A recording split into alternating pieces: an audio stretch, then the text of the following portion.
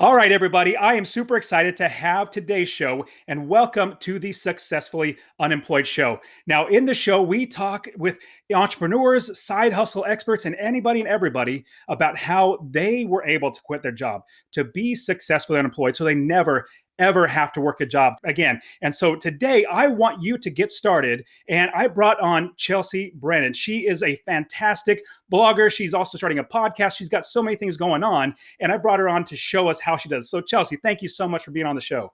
Thanks so much for having me, Dustin. I'm excited. Awesome. Now I want to jump right into it. How do you make money to provide for yourself and your family?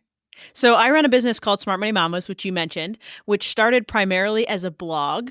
But now one of our big income generators is we do an annual virtual summit. We did the first one in October of last year. We actually had 18,000 moms register to come to our online summit. And that's kind of our big annual event. And then we make money on the blog, and we'll be launching a podcast in just a couple weeks here. That is fantastic. 18,000. My goodness. And how did I want to jump into how you actually do all this stuff, but I want to know how did online summit go? How did it go?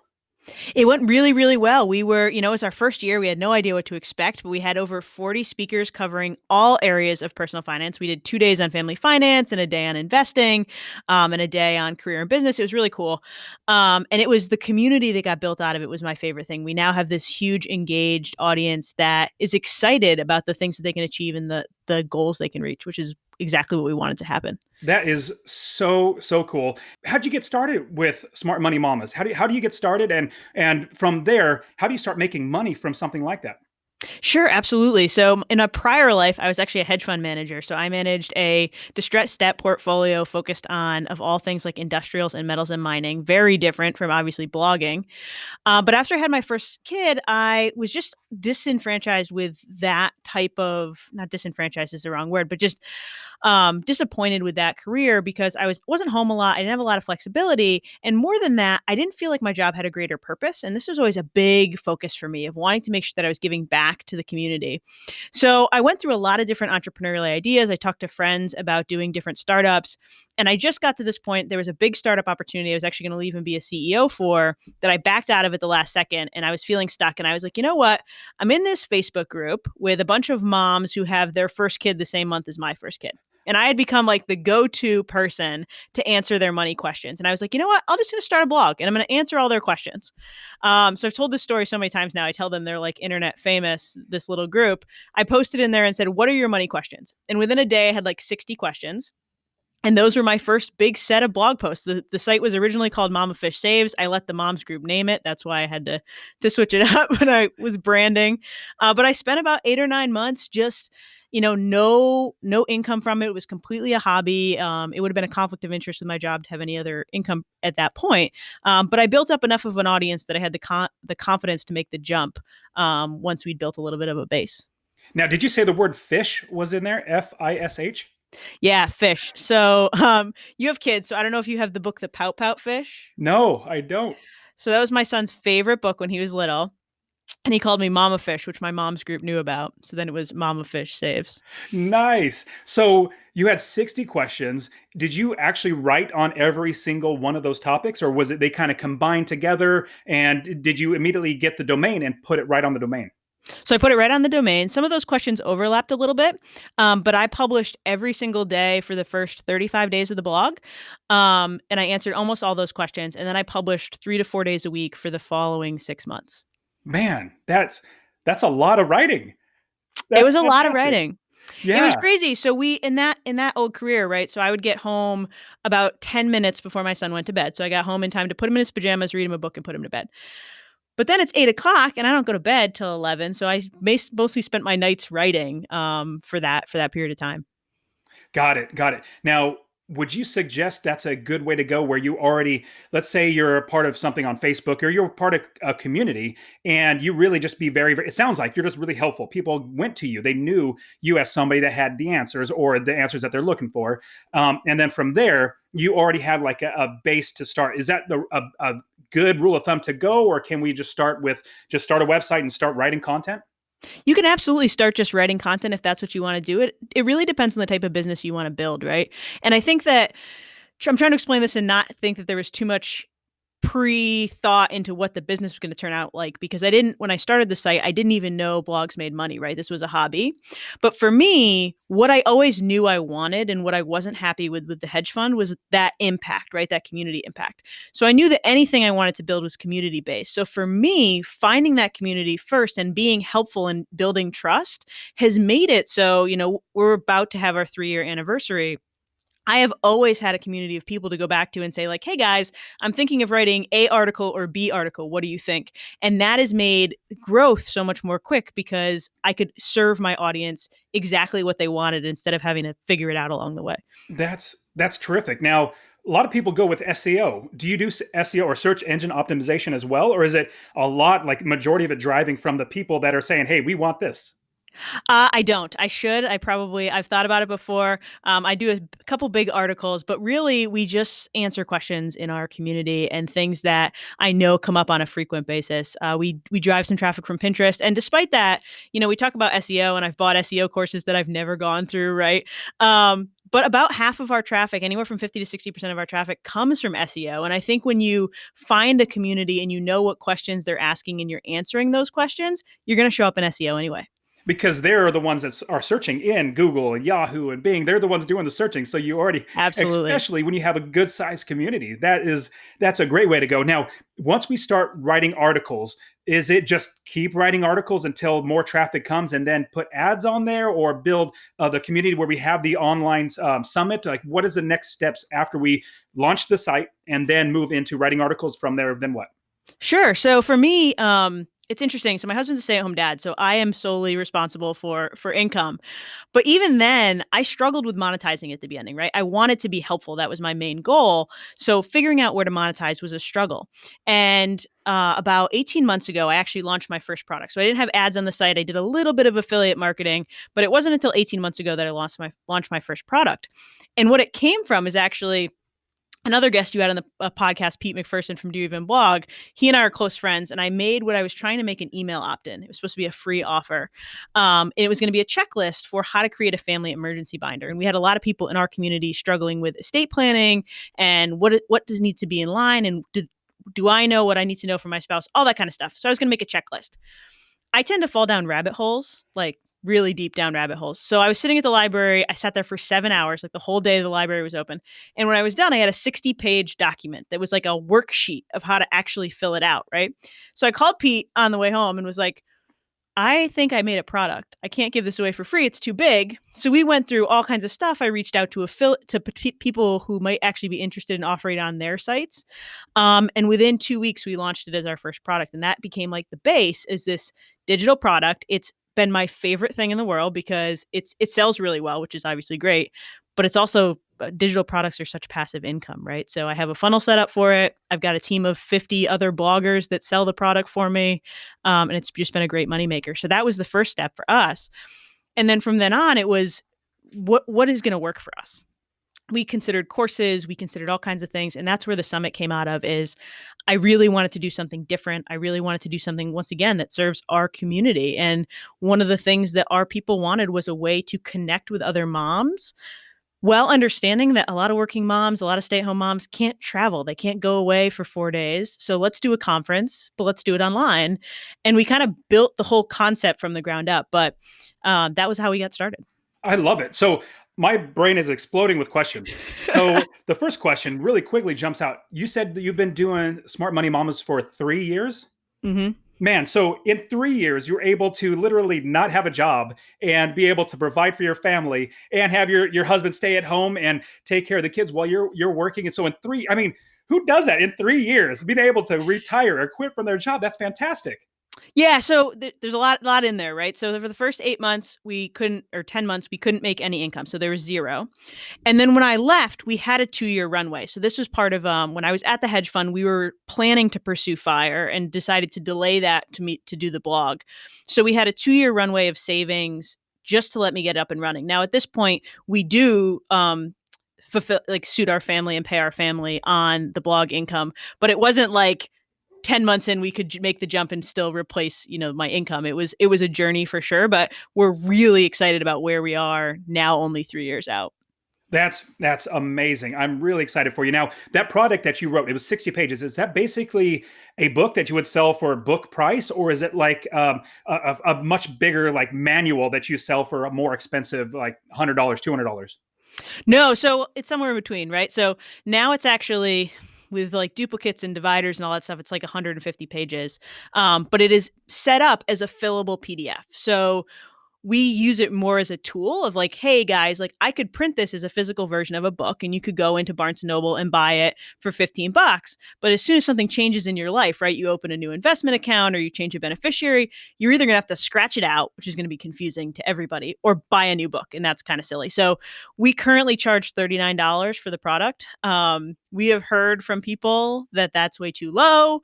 But for me, it gets into a lot of hands and it converts well, right? So we could raise the price, but I don't know what that would do to conversions. And for right now, we're kind of happy offering it at $39. I think that's terrific. And I completely agree with you. So I coach real estate investing. So I have 30 plus properties myself, and really just enjoy helping people. It's just really, really fun. And I love talking about real estate. And people, whenever I tell them the price for the coaching, they're like, oh, wow, that's actually really affordable. I'm like, well, I appreciate that because I just want to help as many people as possible, just like you, Chelsea. It's the more people that we can help, the better our lives and their lives get. And so I completely agree with that. Now, I want to jump to a quick idea of how you get people into buying that product. But then at the same time, the next thing I want to do after that, so remind me if I forget, I want to talk about the online summit and then eventually getting to a conference, which would be fantastic. So let's talk about funneling people and like people finding you through SEO or through your groups, and they go into where they buy something and then they funnel into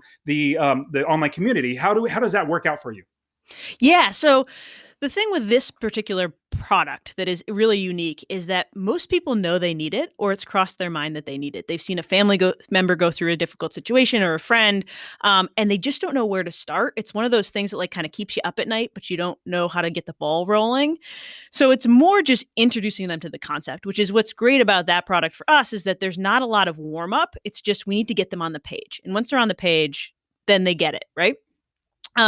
So for us, it's the funnel afterwards, exactly what you were saying. Is like, how do we make them go from buying the product to A, actually filling it out, and B, being an embedded part of the community? And there's a few things there. The first is we have some good follow-up in the funnel after people buy, offering them accountability. And not like an upsell or anything else, but just like they get an email the week after and say like, all right, guys, you bought it.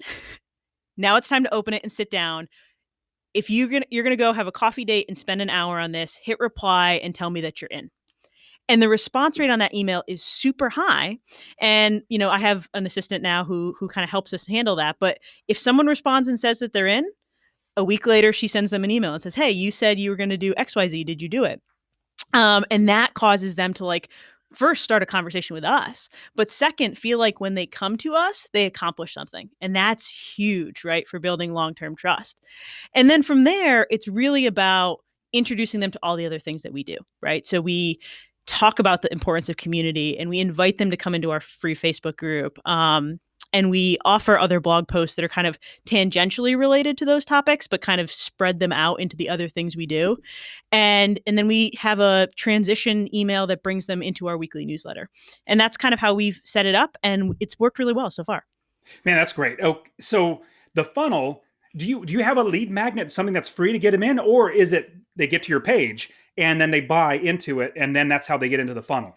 Sure. So we do have a lead magnet for it. So we have a checklist of what a complete emergency and estate plan looks like. And that is the actual, what I probably should have made the first time, which is about it's just 2 pages and very straightforward checklist. And then they'll find out about the emergency binder after that.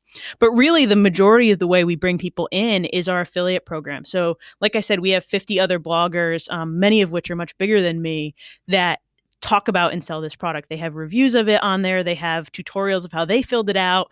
And it's a lot of it is coming in from them as well. Got it.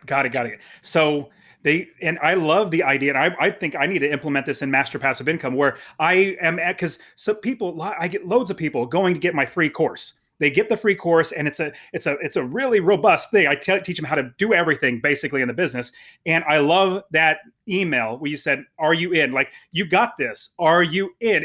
It's a way to grab somebody to get them engaged. Like, hey, I'm not just a somebody that just wants your money. No, I'm really wanting to help you. I love that idea. Like, just hit reply and say, "I am in." I love that. So I am absolutely going to be implementing that, because I want to know who's in, because I don't want somebody just to get it and then leave. I want them to be engaged. And what that does is there one more step to buying in, one more step to engage with engaging to buying in. So that is fantastic. I love that funnel. So I'm going to definitely grab that. Now, transition into the online summit and talk to us about that whole process, because honestly, if we're successfully unemployed, I think Successfully Unemployed can actually be a conference, definitely an online summit where we just bring so many people on it, teaching how to become successfully unemployed. But I'd love to have a conference where I just said, hey, let's all network together, because I get so much more value networking with people. Listening to the sessions are great, but the networking is where I get lots and lots of information and contacts and all the good stuff. So how do we get started doing an online summit? Absolutely. So an online summit can feel a little overwhelming because when you hear about it and all this stuff and tech that goes behind it. But I think the biggest thing is we went big the first year, right? We had 40 plus speakers and it was crazy. But you don't have to do that. I mean, when you talk to people who coach on summits, like Krista Miller, who specifically that's her whole thing is teaching people how to do online summits. She recommends anywhere from 12 to 15 speakers your first year for 3 days, right? Just do a couple speakers a day, have a way for your community to interact with your speakers and interact with each other. Choose a focused topic, and you pre-record all of the sessions, right? Because otherwise it's going to be a tech nightmare. Now, you might do live things yourself. So one of the really positive things from the Mamas Talk Money Summit is that I was live 3 times a day, like actually live, either answering questions or doing trainings, and they got to know me really, really well. But the other thing is just what you said, where the real interaction is with other people in the community, right? That's what you want to get, more of a real conference. So for us, we made sure that during a session presentation, so if a session went live at 1, from 1 to 2, the speaker was available in Q&A. You could show up, you could ask them questions, you could just get to know them, whatever. And that we always had the free Facebook group that if you were registered for the summit, you could go to the Facebook group, and that community really got to know each other. I mean, in a way that I didn't even expect, even knowing some of the moms we had before the summit. We had moms. So the way we ran the summit, it was free to attend. And you could access any of the presentations for 48 hours after they went live.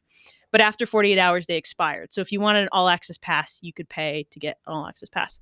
We had moms in the group buying passes for moms who were talking about not having enough money or struggling right now. We had a really powerful moment where I did a live training about financial abuse and the impacts of that and identifying that.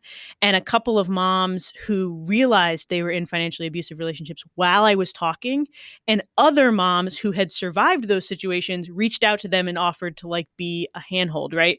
So this idea that I love the idea of in-person conferences, but if you're trying to figure out a way to get your community together, first of all, an online conference does not mean you can't have that interaction.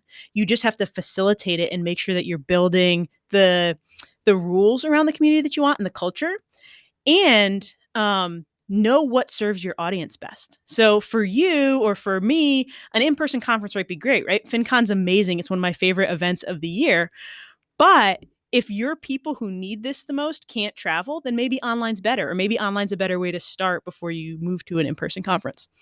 Wow, that is, I love that. And I love how people are helping each other out. That is so great. Now, so as I'm thinking of the progression of actually starting it, number one, we need to line up speakers. Is that like the first thing? And I know if somebody is trying to do this, they need to reach out. In fact, I get emails all the time. I think there might be this one person that's teaching how to do online summits, but I get emails all the time for me being on somebody's brand new online summit. They have no web presence. They have no nothing. And they said, hey, can you be on my online summit? It'll help you get your name out there. So occasionally I'll jump in there and I'll help out and I'll be on one of them. But so what is the first step to actually starting it? Is it the community, or is it getting the people that are going to be the speakers?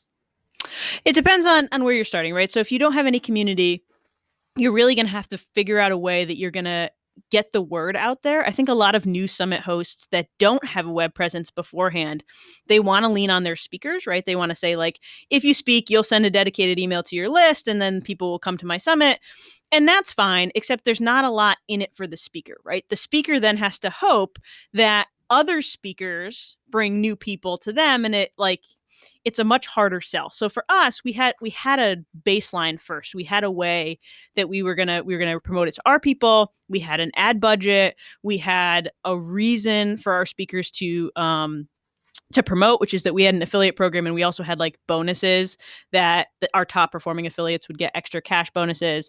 So we made those first initial emails really, here's why you want to be involved, right? And all that stuff, the ROI actually came after. There was an attachment that went to that email that showed them all the ROI stuff. But the email that I sent them was way more about, here's why you don't want to miss this. And we talked about the importance of this for moms and why we were going to make a difference and why you would want to be someone who was involved in this summit, right?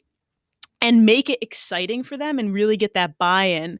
And then if they're feeling like, you know what, I am excited about this, but I'm really trying to hit some targets this year, then have that add-on that's like, okay, here's the 3 reasons why this is actually not only good on an emotional level, but it's good for your business. And then when they are involved, they want to send those emails. They want to promote. They're excited about being involved. And instead of contractually obligating them to send an email, they're sending 6 emails because they just want to do it. So reaching out to speakers first is really important. What we did, we chose to brand our summit differently. So we're Smart Money Mamas. The summit is called Mamas Talk Money. So we set up a 1-pager with like the dates and the details so that our speakers at least could find something about the summit. And then we reached out to our like 5 or 6 anchor speakers first, and then used those to kind of flesh out everybody else. That's awesome. I love that idea. And yes, it is a little sad. Sometimes I do help out and I jump on these summits that have never happened before. But yeah, I don't know if I actually get any return into that. And it's just, hey, somebody, using my platform, which, okay, some people got to get started somehow. So let's say we have already started the platform and we already have people that are in our newsletter, in our Facebook group. We're already starting to engage with people, and it's now time. You know what? I think it might be a great time to connect people and have speakers come in and teach. Once we have that, we also reach out to, because as long as you network, if you network and you have, like you said, 5 or 6, in my opinion, if you have 5 or 6 solid people that can then branch out and tell you other people, that just helps so much more. Now, from there, what's the next step? We have the audience, we have the speakers, and what's the next step that we need to go through?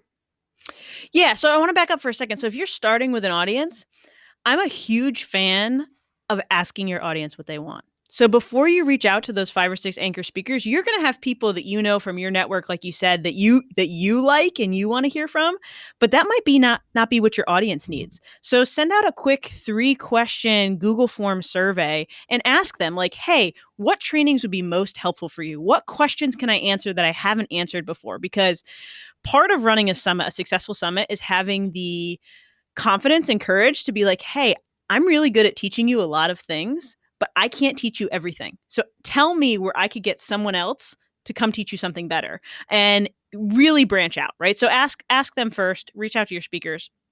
After that, it's really about organization. So how are you going to record interviews? Do you want them to be solo? Do you want someone to do more like a traditional conference where they're recording just themselves? Or do you want to do an interview like you and I are doing right now? Do you want to do any sessions live? When is it going to happen? Really kind of build out that map and start scheduling some of those pre-recorded interviews. And give yourself enough space to create the right marketing around it, right? To have time to tease it, to have time to have a really good warm-up sequence in the 2 weeks before the event happens, and to write swipe copy emails for your speakers. And if you're choosing to have affiliates, right? This is something that I think a lot of people, they overlook or they try to outsource without finding the right voice, and making sure you have space to write really good copy for your people, but also even better copy for your speakers, right? And if you can give them a few different options of like, hey, if your audience is high impulse, here's 2 emails to send them. Like, they're going to be short and quick and quippy, and they're not going to want to miss it. If you have an audience that wants to know all the stats, here's a different email that's going to give them the exact details of what they're going to get. And the easier you can make it for your speakers and affiliates, the more promotion they're going to want to do, and the bigger audience you're going to get, and the more involved community you're going to get. Man, that's absolutely fantastic. And getting the speakers to actually engage, to really send it out, that it when it happens, when all the speakers actually do engage and they send out emails and they really try to get people there, it helps everybody. And so that is a great way to go. So from there, we interview I love the idea of doing pre-interviews and not worrying about doing something live and locking somebody down for a block of time, but the question and answer, like, you need to have the speakers available. I love that idea. So is there a certain platform, like what's is it Facebook? What's the platform that we should use to do an online summit? Sure. So everybody does this a little bit differently. I can tell you what I did, and then I can tell you what the standard is, which is actually much easier, and we made it pretty complicated on ourselves. But what we did is we used an actual membership plugin platform. So when you registered for our summit, you got your own unique username and login, and you were able to go in, and then we released the pages at the time of the presenter, right? So the video didn't go up until 9 o'clock. I'd hit refresh. There's like a coming soon page for each speaker. At 9 o'clock, I'd hit refresh, and everyone would hit refresh, and they'd get the video in the comment section. That was a little bit more work on the back end and definitely a lot more tech. But for us, who knew we were going to have a really big audience and community, that was something that we wanted to make sure was absolutely correct and that we could brand. Now there's a tool called Hey Summit that like will automate all this stuff, right? You can go and you can put your logo in and you can build your summit and you can interact with your speakers, and it's great and it's affordable. But for us, it wasn't customizable enough. But if you want kind of a simple way to dip your toe in the water, Hey Summit is great. How most people do it is they create a private page within their WordPress site that they don't tell anybody the link to. And there's one page for each day of their summit. And they just link private YouTube videos. And with YouTube, you can schedule a video, right, to release at a certain time. So you can do your whole conference schedule. And the morning of each day of the summit, you say, hey, thanks for registering. Here's your link for today. Here's the 3 people that are talking today, or the 8 people that are talking today, depending on how big your summit is. And then they just all have that link, right? So there's a few different ways to do it. And this is part of the planning process, is you got to decide, what do you want to do and what do you want the experience to be like for your user? I think that's a fantastic way, a budget-friendly way. In fact, almost a really cheap way to get started and actually do a summit. Because if you get it just a WordPress hosting site, I mean, that's free, I believe, and you just get a domain. It's $10 a year. So, and then YouTube's obviously free. So that's a great way to get started with no money. So that I love that idea. So from there, now you're going to want to hold on one second. So YouTube is free, but remember that with YouTube's terms of service, you can't put things behind a paywall. So if you want to sell an all access pass, which is really the best way to kind of monetize most of these events, you're going to want something like Vimeo that is going to be paid to upload the finished videos and give people access a different way. Some people use Teachable. Some people just use, a membership plugin or something to give people private access once they buy the all access pass. But you are going to have to use something other than YouTube if you want to sell access to those videos. Got it. That makes sense. Now, I wouldn't say the main goal, but is that a good sized goal, is to get people to get the all access pass afterwards? Is it just like a benefit afterwards? So it's probably the best way to monetize it, right? But it depends on what your business goal is at that period of time. So for us, everyone that registered got their email, right? So obviously some of those people were already on our email list, but our email list grew by 15,000 people in a week, which was insane. And I have all kinds of ways to monetize my email list. So that's valuable to me. Now, the All Access Pass had other upgrades. So they got access to the videos. They got access to transcripts. They got access to summary notes. So we actually had a PhD student go through and watch every video and like make a 1-pager of here's the biggest takeaways. And then we designed it into these like fun sheets. So that's like, okay, if you want to just remember what Amanda Holden was talking about, like there was other perks to buy the All Access Pass. But for us, in our first year, the goal was really just to get to break even and make sure that we're picking up these leads, we're building a community, and then covering our costs. That was the main focus for us this year. That's great. Now, you already have all this built. So the next year or this year, you're going to be able to do it again and then replicate that. Now, what's the next, I guess, the future, the goal? Is it to actually do an online conference? Absolutely. Yeah. So we're going to stick to an online conference. Did I say online? I meant in person. I said online. I meant in-person conference. Sorry about that. I don't actually think so. So I think for us, we're going to stick to online for the foreseeable future. I think it works really well for our people. I do think there's a place where we might end up doing an in-person retreat where it's really much smaller and more personal, capped at 50 people. That's a much more expensive, exclusive type of thing for people who can travel and who have that flexibility. But for us, online just worked really, really well. And I think that we'll stick to it for a couple years until we find really the right groove. This year, we're focusing on, increasing monetization through sponsors and through some other options. So we're going to see how the next couple years goes. So what I understand how to do sponsors in a conference, like an actual in-person conference. There's booths and all that sort of stuff. How would you do sponsors with an online summit? Absolutely. So they get links on the website for your key like platinum, gold, silver sponsors. They can actually you could just add a overlay of the videos so their logos are down in the corner.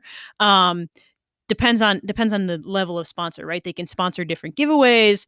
They can contribute to a virtual swag bag. So we had like a special offers page for the summit that we had certain companies even last year that said like, hey, we'll offer an extra 15% off for anyone that comes to your summit or whatever, as a way to entice. So there's a lot of different things.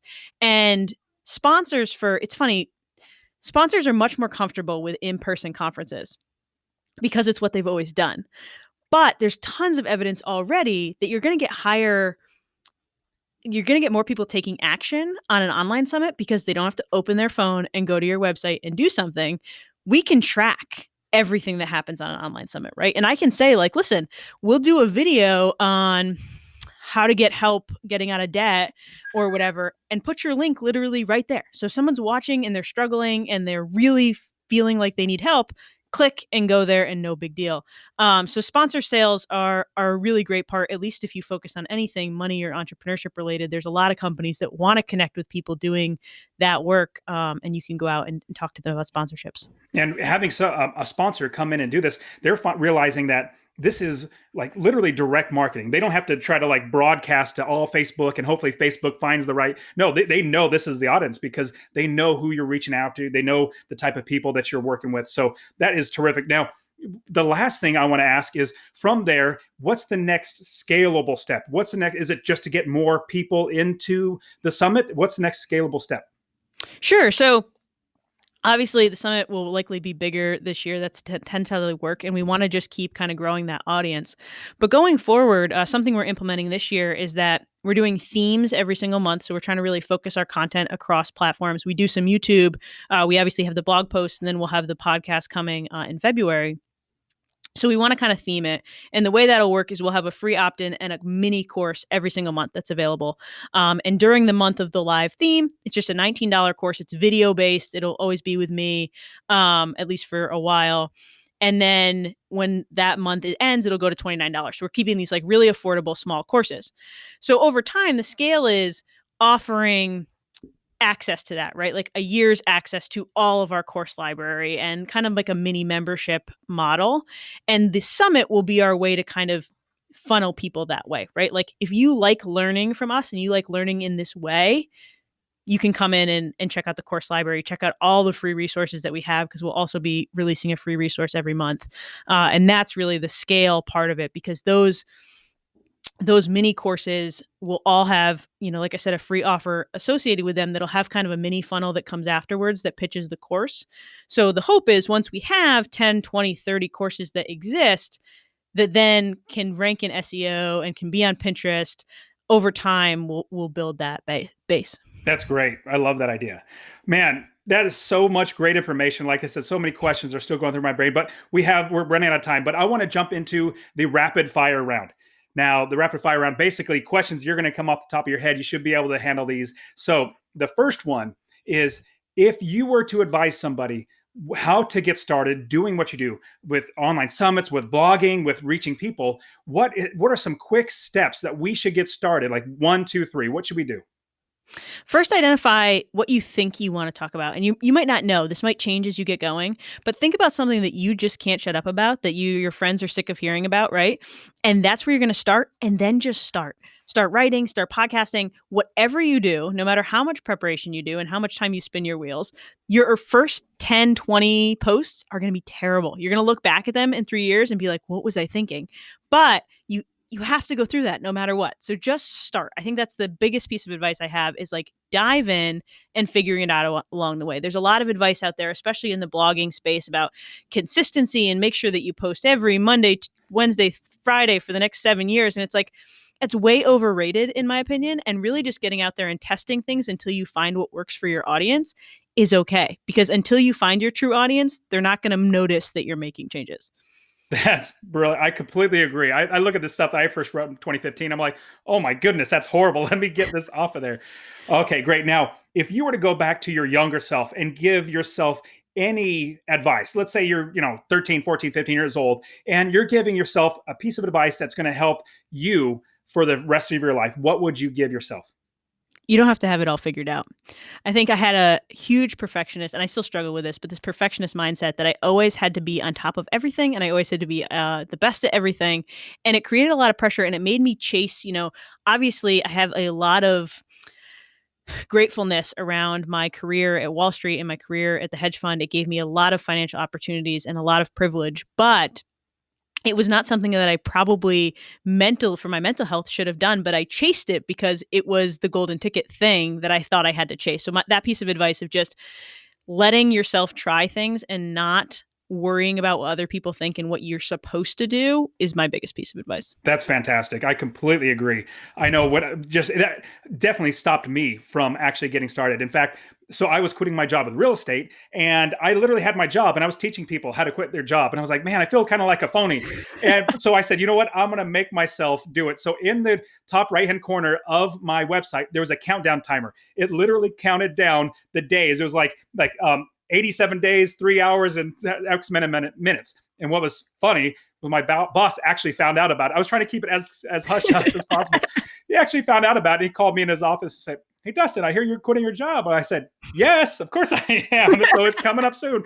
So let you know, I'm going to be quitting pretty soon. But anyways, next question for you. So with being able to not work a 9-to-5 job or 40 plus, 50 plus hours a week, how are you making the world a better place, or the people around you, or how are you trying to give back with the time, a little bit of extra time you have? Sure. So I think first, obviously, helping all the moms in our community is the biggest difference, right? I mean, my hedge fund job, I like to say that I was making rich people richer, right? Which does not have any fulfillment in it at all, for me at least.